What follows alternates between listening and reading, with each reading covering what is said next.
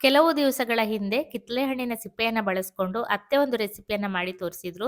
ತುಂಬಾ ಜನ ಇಷ್ಟಪಟ್ಟು ಆ ರೆಸಿಪಿಯನ್ನ ನೋಡಿದ್ರಿ. ಇವತ್ತು ಕಿತ್ತಳೆ ಹಣ್ಣಿನ ಸಿಪ್ಪೆಯನ್ನ ಬಳಸ್ಕೊಂಡು ಇನ್ನೊಂದು ರೆಸಿಪಿಯನ್ನ ತೋರಿಸ್ತಾ ಇದ್ದೇನೆ.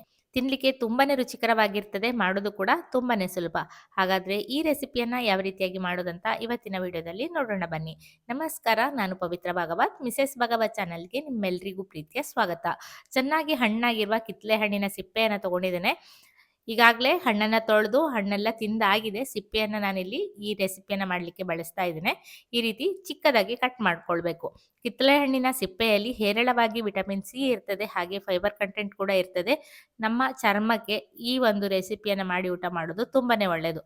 ಅದು ಈ ಚಳಿಗಾಲದಲ್ಲಿ ತುಂಬಾ ಬೆಸ್ಟ್ ಅಂತಾನೆ ಹೇಳ್ಬೋದು.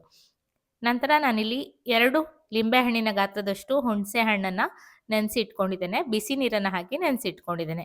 ನಂತರ ಬಾಣಲೆಯನ್ನು ಬಿಸಿಗಿಟ್ಕೊಂಡು 1 ಟೇಬಲ್ ಚಮಚ ಆಗುವಷ್ಟು ಎಣ್ಣೆಯನ್ನು ಹಾಕೊಂಡು ಅರ್ಧ ಟೀ ಚಮಚ ಆಗುವಷ್ಟು ಉದ್ದಿನಬೇಳೆ, ಅರ್ಧ ಟೀ ಚಮಚ ಆಗುವಷ್ಟು ಸಾಸಿವೆಯನ್ನು ಹಾಕೊಂಡಿದ್ದೇನೆ. ಸಾಸಿವೆ ಎಲ್ಲ ಚಟಪಟ ಅಂದ ನಂತರ ಸ್ವಲ್ಪ ಕರಿಬೇವಿನ ಸೊಪ್ಪು ಹಾಗೆ ಕಟ್ ಮಾಡಿ ಇಟ್ಟಿರುವಂತಹ 2 ಹಸಿಮೆಣಸನ್ನ ಹಾಕೊಳ್ತಾ ಇದ್ದೇನೆ.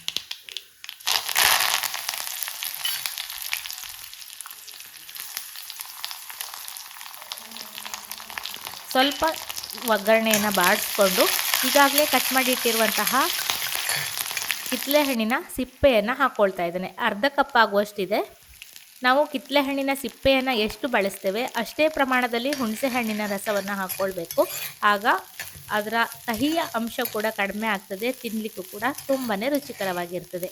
ಕಿತ್ತಳೆ ಹಣ್ಣಿನ ಸಿಪ್ಪೆಯನ್ನು ಒಗ್ಗರಣೆಯಲ್ಲಿ ಸ್ವಲ್ಪ ಹೊತ್ತು ಬಾಡಿಸ್ಕೊಂಡಿದ್ದೇನೆ. ಈಗ ಇದಕ್ಕೆ ಸ್ವಲ್ಪ ಅರಿಶಿಣವನ್ನು ಹಾಕ್ಕೊಂಡಿದ್ದೇನೆ. ನಂತರ ರಸವನ್ನು ಹಿಂಡಿ ಇಟ್ಕೊಂಡಿದ್ದೇನೆ. ಹುಣಸೆ ಹಣ್ಣಿದು ಅರ್ಧ ಕಪ್ ಆಗುವಷ್ಟಾಗಿದೆ. ಇದನ್ನು ಹಾಕ್ಕೊಳ್ತಾ ಇದ್ದೇನೆ. ದಪ್ಪ ರಸವನ್ನೇ ನಾನಿಲ್ಲಿ ಬಳಸ್ತಾ ಇದ್ದೇನೆ. ಈಗ ಅರ್ಧ ಕಪ್ಪಿಗಿಂತ ಸ್ವಲ್ಪ ಜಾಸ್ತಿ ಬೆಲ್ಲವನ್ನು ಹಾಕ್ಕೊಂಡಿದ್ದೇನೆ. ಚೆನ್ನಾಗಿ ಮಿಕ್ಸ್ ಮಾಡಿ ಬೆಲ್ಲ ಎಲ್ಲ ಕರಗಬೇಕು. ಹುಣಸೆ ಹಣ್ಣಿನ ರಸದಲ್ಲಿ ಬೆಲ್ಲ ಕರಗಿ ಚೆನ್ನಾಗಿ ಪಾಕ ಬರ್ತದೆ, ಅಲ್ಲಿ ತನಕ ಕುದಿಸ್ಬೇಕು. ಹುಣಸೆ ಹಣ್ಣಿನ ರಸ ತುಂಬ ನೀರಾಗಿದ್ರೆ ಕುದಿಸ್ಲಿಕ್ಕೆ ತುಂಬ ಹೊತ್ತು ಬೇಕಾಗ್ತದೆ. ಗಟ್ಟಿಯಾಗಿರುವ ರಸವನ್ನು ಹಾಕ್ಕೊಂಡ್ರೆ ಬೇಗ ಬೆಲ್ಲ ಪಾಕ ಬರ್ತದೆ. ನೋಡಿ, ಈಗಾಗಲೇ ಪಾಕ ಬರಲಿಕ್ಕೆ ಸ್ಟಾರ್ಟ್ ಆಗಿದೆ. ಈಗ ಇದಕ್ಕೆ ರುಚಿಗೆ ಬೇಕಾಗುವಷ್ಟು ಉಪ್ಪನ್ನು ಹಾಕ್ಕೊಳ್ತಾ ಇದ್ದೇನೆ. ಹಾಗೆ ಅರ್ಧ ಟೀ ಚಮಚ ಆಗುವಷ್ಟು ಸಾರಿನ ಪುಡಿಯನ್ನು ಹಾಕ್ತಾ ಇದ್ದೇನೆ. ಸಾರಿನ ಪುಡಿಯನ್ನು ಯಾವ ರೀತಿಯಾಗಿ ಮಾಡೋದಂತ ಈಗಾಗಲೇ ನಾನು 2-3 ವಿಡಿಯೋದಲ್ಲಿ ಶೇರ್ ಮಾಡಿದ್ದೇನೆ. ನೀವಿನ್ನು ನೋಡಿಲ್ಲ ಅಂದರೆ ನೋಡಿ, ಮನೆಯಲ್ಲಿ ಟ್ರೈ ಮಾಡಿ ಈ ರೆಸಿಪಿಗೆ ಉಪಯೋಗಿಸ್ಬೋದು. ಈ ರೀತಿ ಚೆನ್ನಾಗಿ ಕುದಿಸ್ಕೊಂಡ್ರೆ ರುಚಿ ರುಚಿಯಾದ ಕಿತ್ತಳೆ ಹಣ್ಣಿನ ಸಿಪ್ಪೆಯ ಗೊಜ್ಜು ಅಥವಾ ಸಿಹಿ ಉಪ್ಪಿನಕಾಯಿ ಅಂತ ಕೂಡ ಇದನ್ನು ಹೇಳ್ಬೋದು. ತುಂಬಾನೇ ರುಚಿಕರವಾಗಿರ್ತದೆ. ಮೊಸರನ್ನದ ಜೊತೆಗೆ ತುಂಬಾನೇ ಬೆಸ್ಟ್ ಆಗಿರ್ತದೆ.